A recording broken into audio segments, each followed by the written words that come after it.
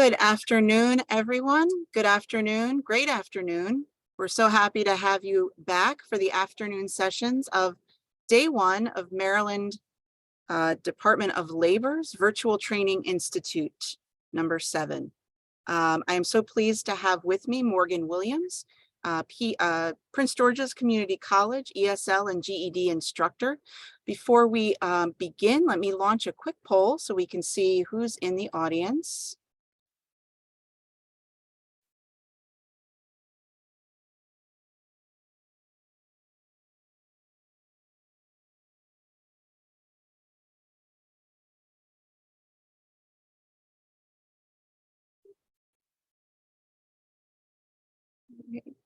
Answers are coming in.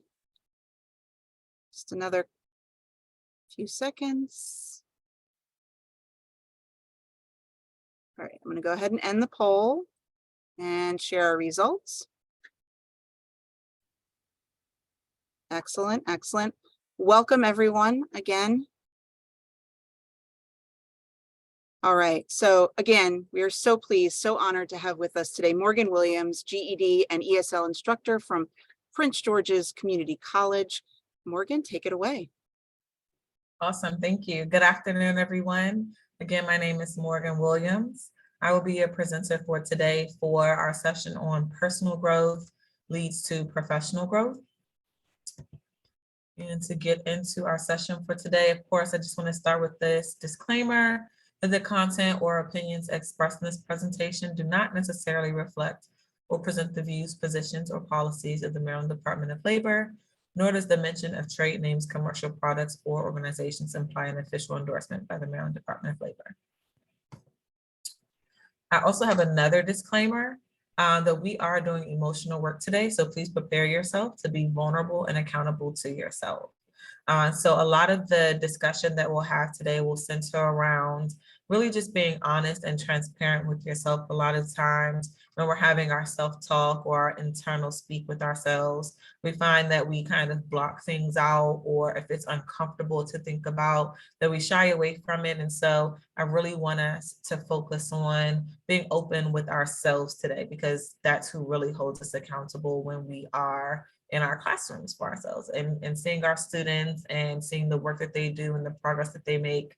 It really will be a motivator to you to say, hey, you know, I've done the work on my side, and that's why I'm able to relate to you as my student, as the learner.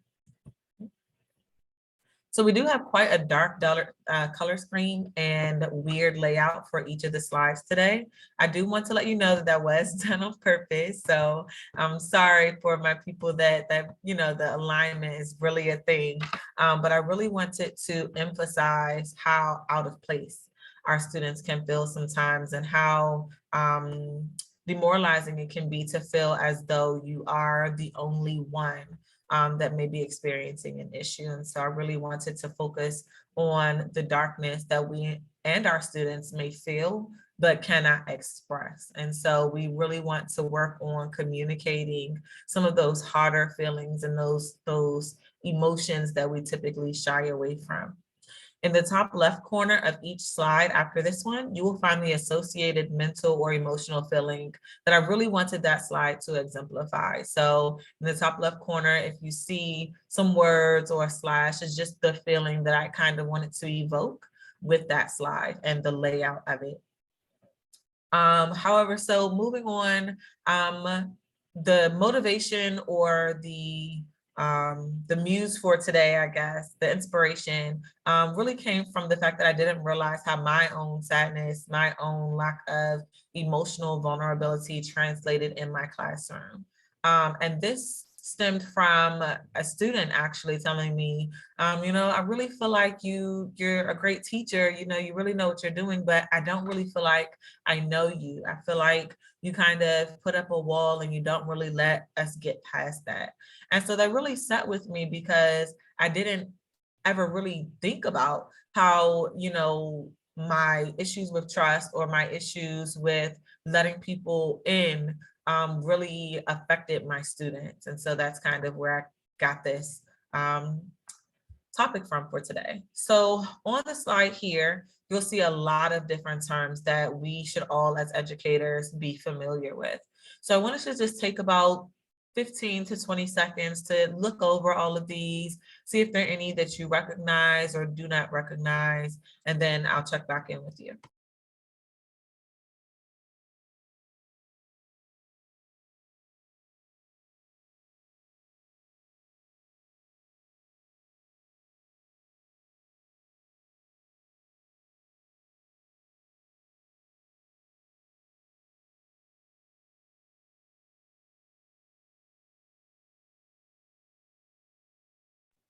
Okay, so now that you've had a moment to just look over these terms, I would like you to choose two that are what you would consider to be your bread and butter in the classroom. So two practices that you feel like, I really have these down pat, and then two that you feel like, I could do a little better on. So for example, my bread and butter in the classroom is grading and curriculum building. I love backwards mapping. I love setting up what I want my students to accomplish for that school year, and then setting the requirements for those to meet, for them to meet those content standards. So I love grading. I love making sure that I keep that documentation to show the student progress and things like that. However, what I need to improve on is fidelity and consistency.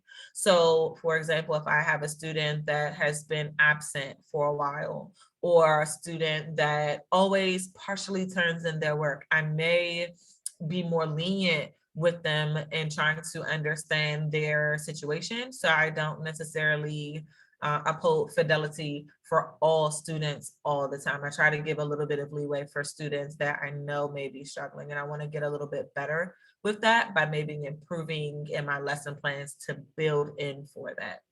So if you can, just in the chat box, put your two that you do very well, and then the two that you would like to improve upon.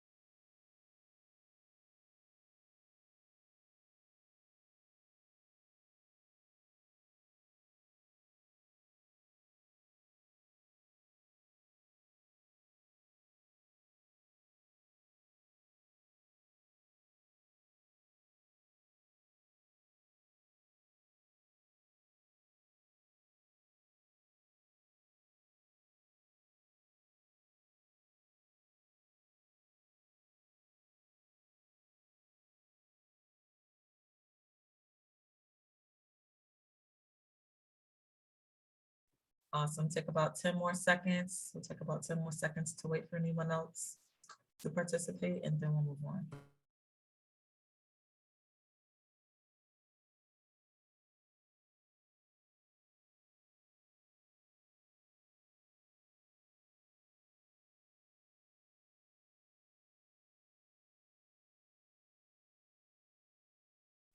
Awesome. Thank you everyone who has contributed.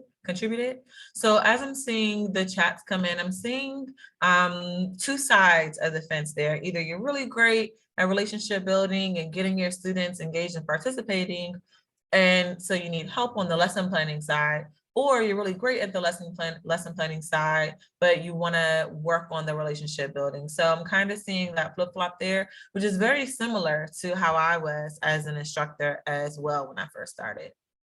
Okay. And so what makes a good teacher? When we came into the teaching field, we came in bright-eyed and bushy-tailed. I want to, make this major impact, and I want my students to blah, blah, blah, blah, blah. And so, of course, as you learned over your experience with teaching, is that bright-eyed bushy-tailed of, I want to change it, I want to impact every single student that comes into my classroom, isn't always actually possible. And so our definition of a good teacher may have evolved over the years. So if you can just share in the chat box a one sentence, just a one-liner of what it means to be a good teacher. Like if you could be the best of the best and there were no barriers, what would that look like for you? A really good teacher.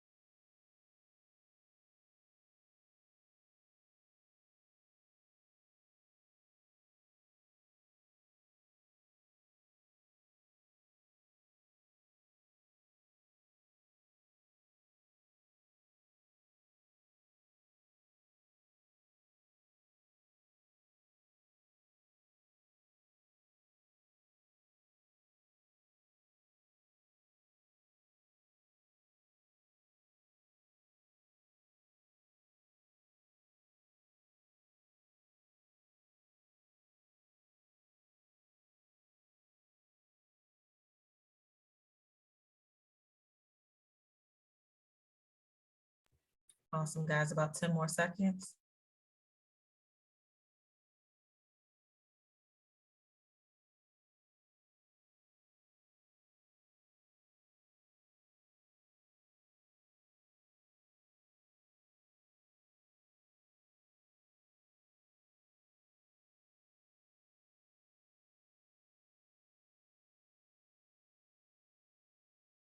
Awesome. Thank you for all who have given their contribution. So as I'm looking through the comments, I can see that we're all very similar in that we want to care about our students. We want them to achieve the objectives. We want to be experts in our field by consistently learning, trying to be better, things like that. But the details differ. So in terms of having a growth mindset or being empathetic or building relationships with the students, what that looks like is different for each of us. There's no one set definition of what a good teacher is.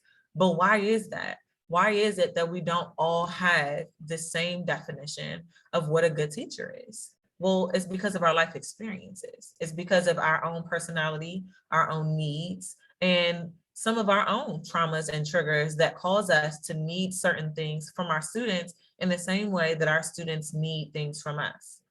Is it that we find empathy is important to have with our students because we need empathy? Or is it that we need our students to be very flexible because we need people to be flexible with us? And so understanding how our personality and how our own emotional and mental needs play in the classroom will help us to understand why we set the rules that we set. Why do I grade the way that I do? Why do I have the deadlines that I have? Is the deadline for the student? Is it because they have to have this content mastered by a certain date? Or is it because I don't grade on the weekends and so everyone needs to have their things turned in on Friday so that I can have a work-life balance? And so when you have those hard conversations with yourself to say, well, that is a boundary for me. And I don't feel bad about setting the boundary of, well, these are the grading days. And I have these grading days to set my emotional boundaries so that I can recharge and fully be here for my students and present and aware of their needs as well. Okay, so none of these are solutions, none of these are perfect definitions, but I do want us to just think about why we all have different definitions and the fact that it's okay. It's okay for us to have different definitions. And so it took me a long time to get to that point of being at peace with why I set things in my classrooms the way I did. And so I'll just kind of go through a brief history of my history as a teacher.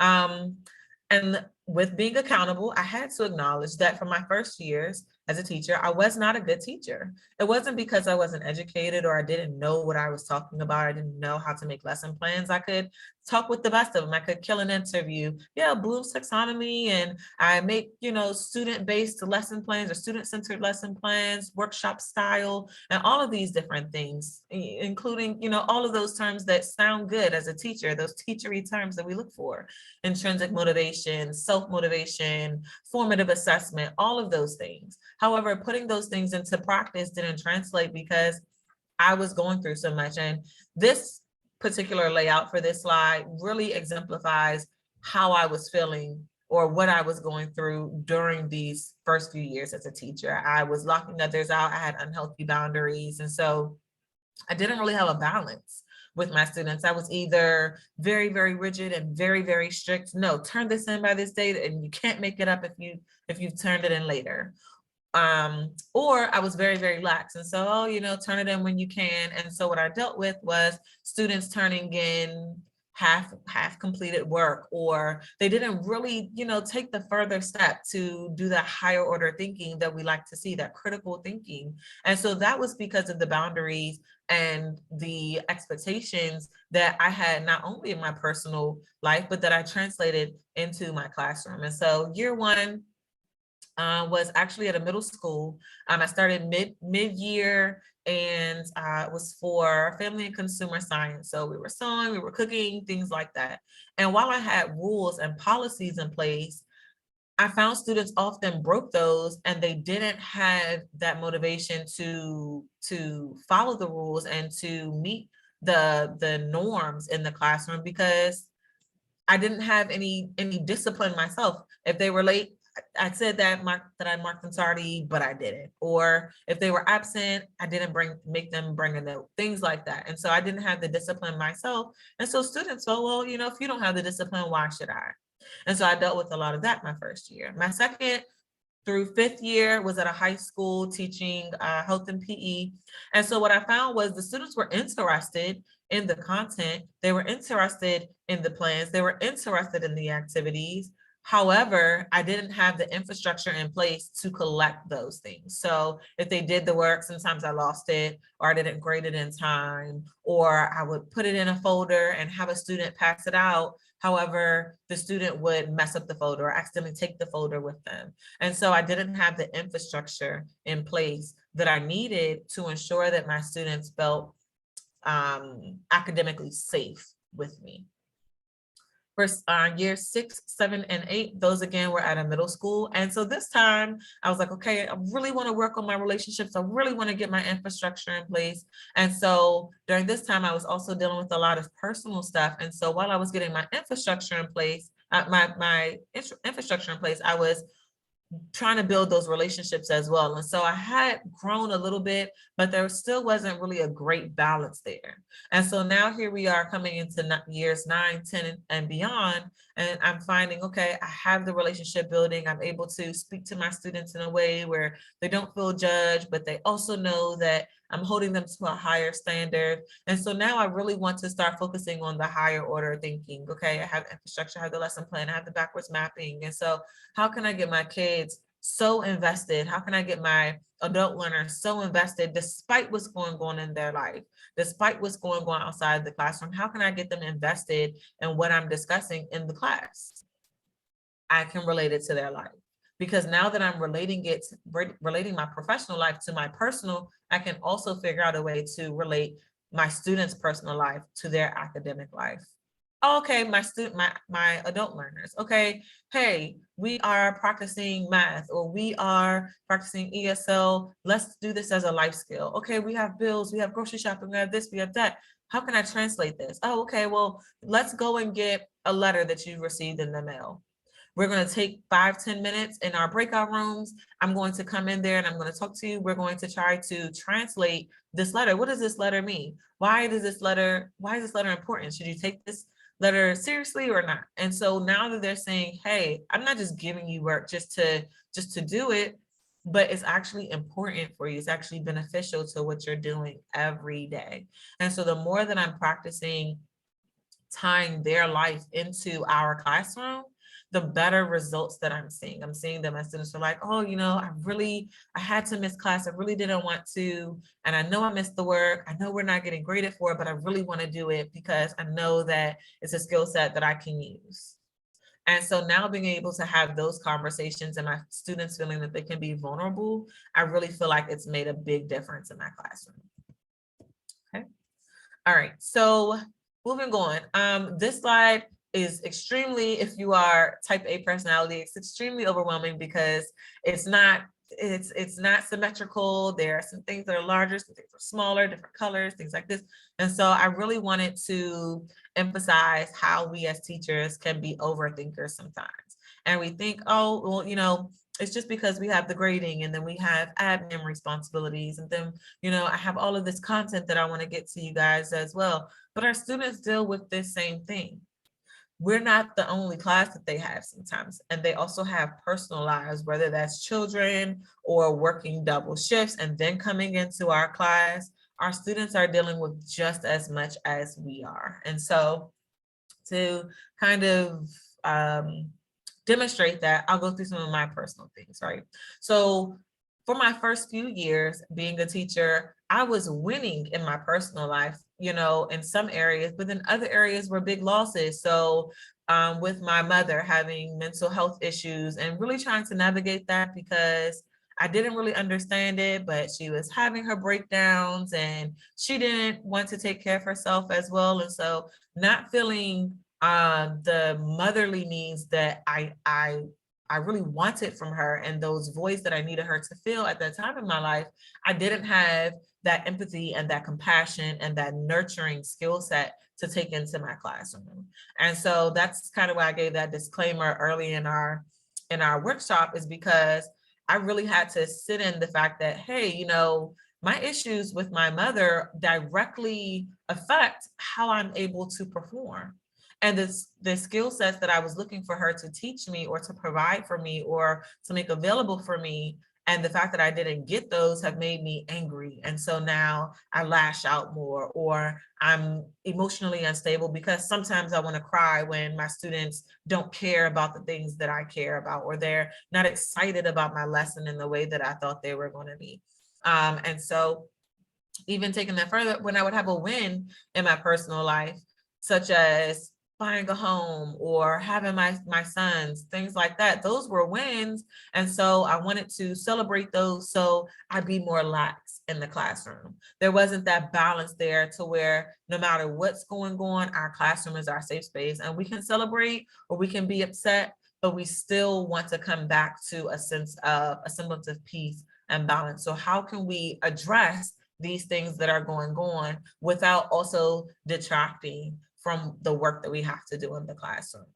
But now, thinking about those things such as issues with my mom or not being able to celebrate with her or with other family members or friends when it's in the way that I wanted to, I realized emotionally my students could not relate with me. So if they were struggling with their work or if they fell behind, they didn't feel as though I would genuinely care. And if I was truly honest with myself, I didn't.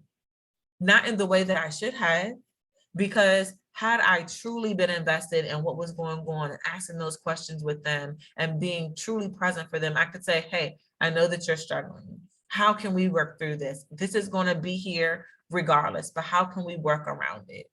My family issues are going to be here regardless, but how can I address that sadness or that anger and still be here for you guys, to teach with you guys? And so I had to do the work on the back end to work through all of those different emotions in order to teach my students how to do it. I can't say, oh, just work through it, oh, it'll get better, or don't, just lock it out and don't think about it during our class. But I think about my things, my life, my personal issues during class. And so addressing those things, hey guys, when they ask, how are you? I am kind of sad today. Today was a bit of a rough day.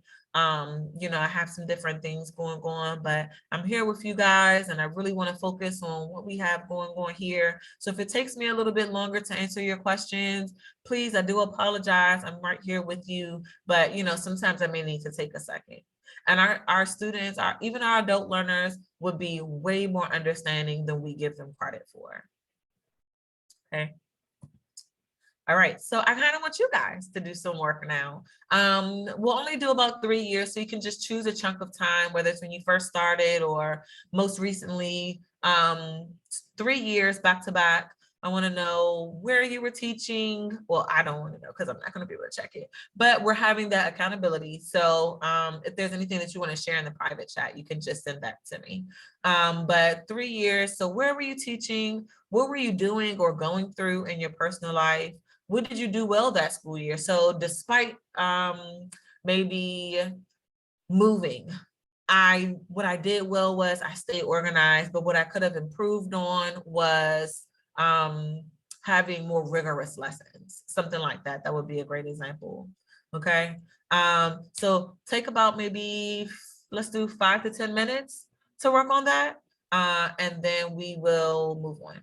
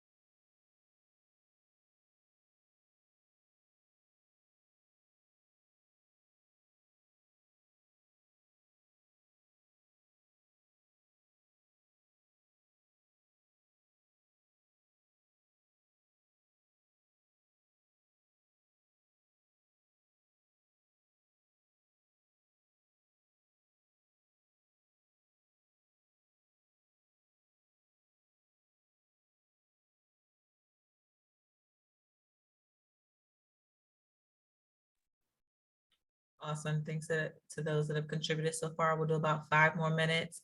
If you want to, you can share in the chat box. If you feel like it's a little too personal, that's fine. You don't have to necessarily share, but I do want you to at least do the work to figure out these different things. So you don't necessarily have to share if you don't want to, but thank you very much to the people who have. I'm reading through those.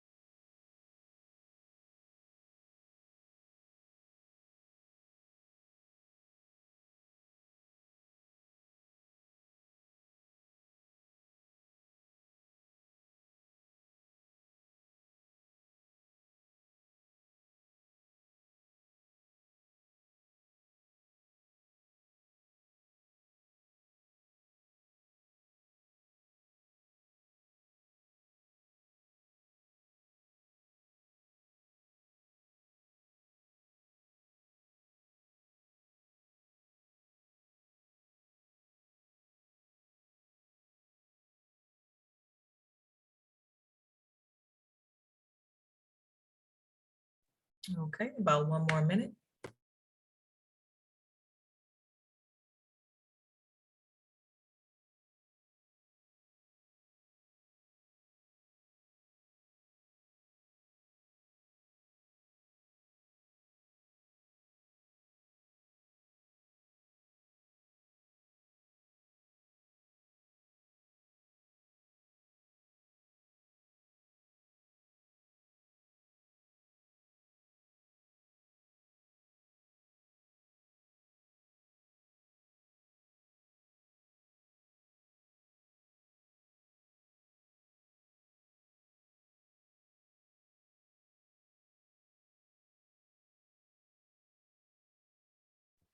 All right, everyone. So thank you, everyone, for all of your contributions. These were some pretty major life changes. So it's definitely interesting to see how some of you were able to push through and how some of you really, really, really tried and wanted to. I can see the dedication there to want to push through despite going through some of those major life changes that you were. Okay. So we are going to move forward.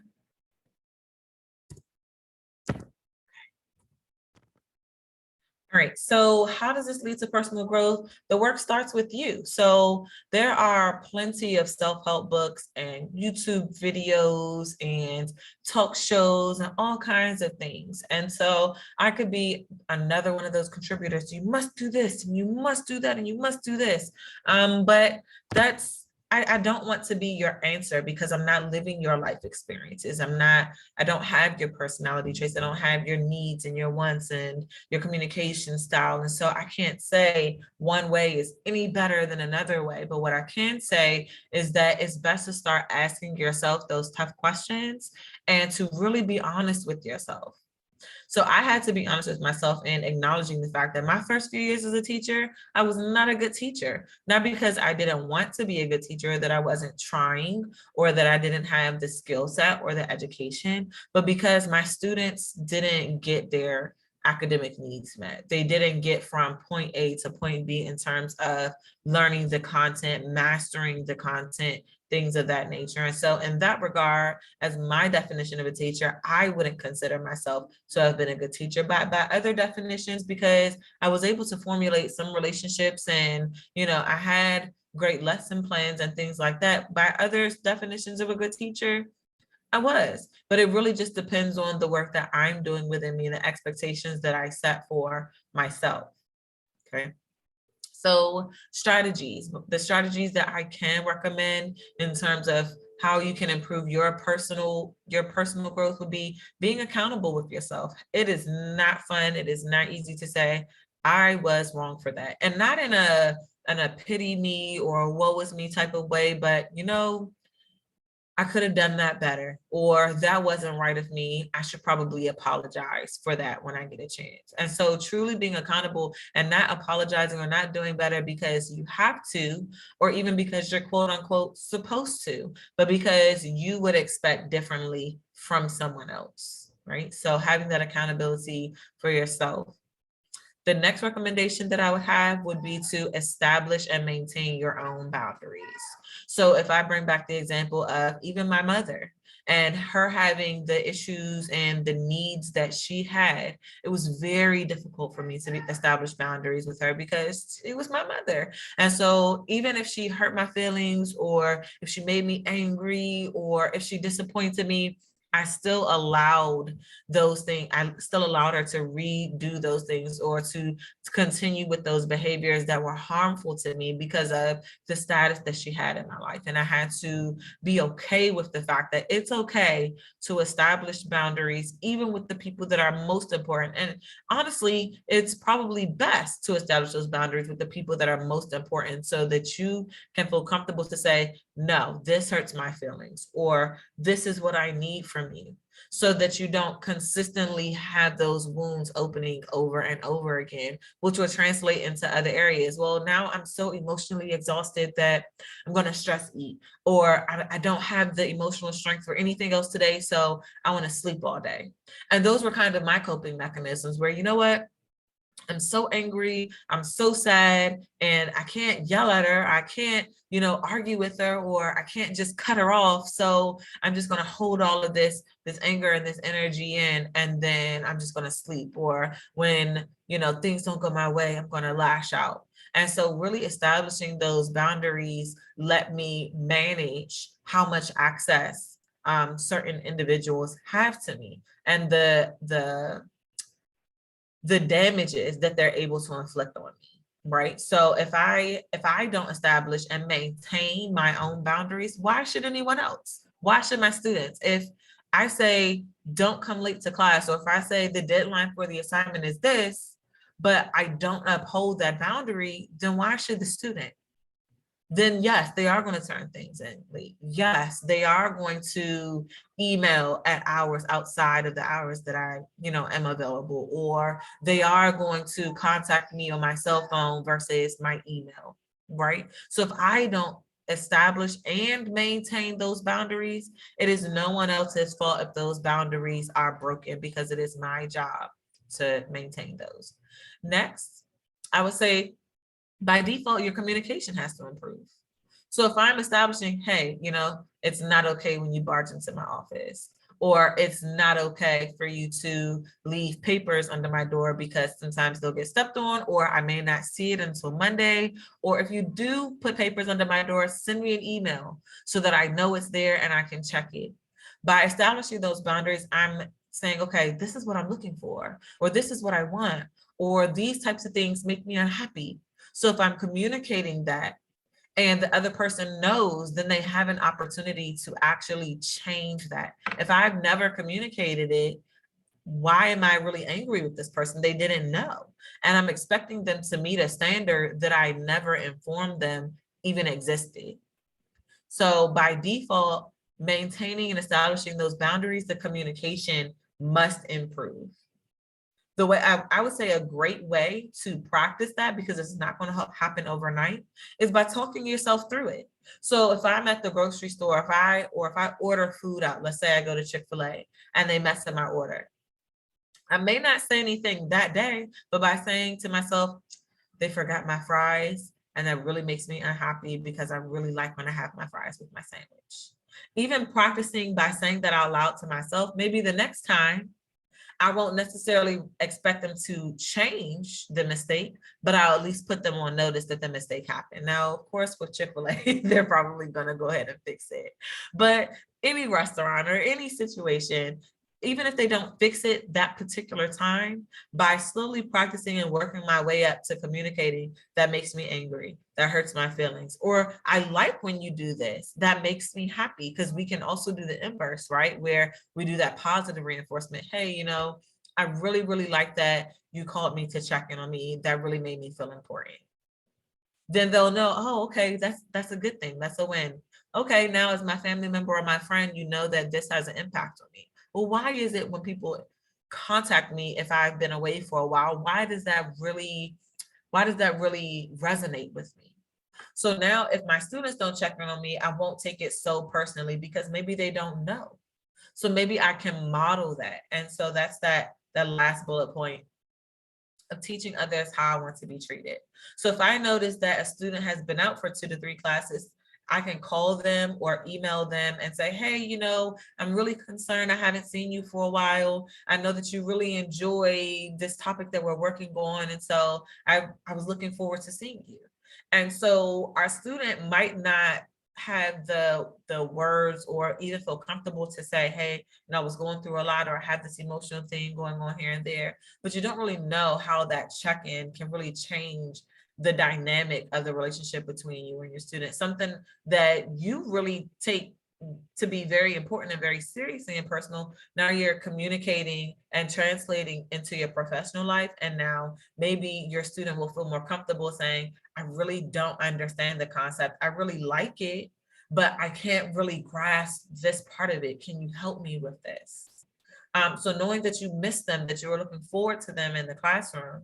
Or communication. So communication, hey, I really like when I have effective communication, because it makes me feel like I'm more organized, or that I have more control over the things that are happening in my environment.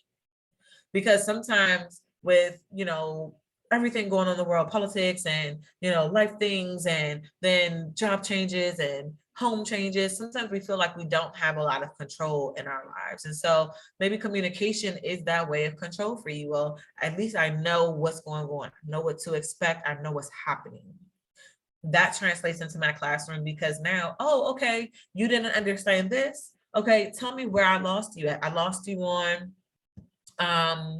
doing the reciprocal for fractions. I lost you on equivalent fractions. And so now I have the communication to say, oh, okay, this is why you're not doing the work, or this is why you log off of the Zoom every time we are, doing reading, or every time we're doing multiplication. This is why. And so let's communicate to talk through those things. And so I really just want to emphasize that there is no set answer. There's not, a one fix all type of thing where, hey, as long as you do this, everything else will be perfect. I don't know what types of barriers that you may be facing in your classroom, but what I can say is that by and large, boundaries, communication, and accountability are going to, at the very least, shine a light on the issues that you may be facing so that we can fix it. Okay. But other than that, that is what I have for you guys today. I hope that it was very useful to you. I hope that it wasn't too in-depth. I didn't want to take us all the way right into those really emotional states, but I at least wanted us to get into a headspace of how we deal with those same things that our students are going through. It's not just us as educators, and with our students knowing, oh, our teacher is sad today, or our teacher, has some things going on, so she may be a little short today. So if I have a question, maybe I can put it on a Post-it and, put it on her desk or something, or maybe I can just put it in the chat box, or, find different ways to work around what you may be going through too as the teacher. So that's about it. If you have any questions, please put them in the chat. I'd love to answer them for you. Communication is the key. Awesome. Thank you. I'm glad you guys enjoyed it. I see the chat. I'm glad that it was worth your time. Thank you guys. You could have been in any presentation, but you were here with me. So thank you guys. If you have any questions, feel free to put them in the chat. Other than that, we are all done for today. Thank you guys. Thank you so much, Morgan. Having your perspective here as a, direct hands-on instructor makes VTI so robust, so rich, and so relatable. Thank Three you. important R's. So thanks again. Any questions for Morgan? Go ahead and put them in the chat. When you sign off, you'll see an evaluation. So please evaluate so that we can take forth this wonderful feedback and just continue to improve going forward. And thank you so much for your time. Thank you guys. Thank you. Have a great rest of your day and enjoy VTI week.